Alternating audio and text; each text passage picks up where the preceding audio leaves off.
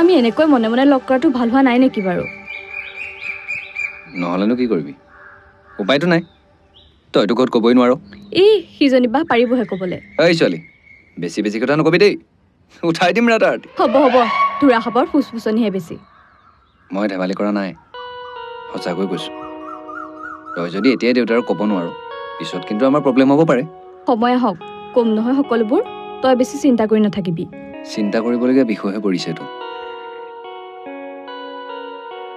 মোৰ কেতিয়াবা ভয় হয় জানো, চাকৰিয়াল ল'ৰা পালে তোক যদি দেউতাৰে বিয়া দি দিয়ে। মই আকৌ বেলেগ কাৰোবালৈ বিয়া হ'ব লাগিব নহয়। মই তোৰ বাহিৰে বেলেগ কাৰোলৈ বিয়া নহওঁ, কৈ দিছোঁ। দৰকাৰ হ'লে ঘৰতে বহি হ'ম। কথাবোৰ ক'বলৈ সহজ, কিন্তু ৰাখিবলৈহে টান। মই কথা যেনেকৈ দিছোঁ তেনেকৈ ৰাখিমো। এই হাতখন ধৰিলোঁ যেতিয়া ধৰিলোঁ আৰু কেতিয়াও এৰি নাযাওঁ।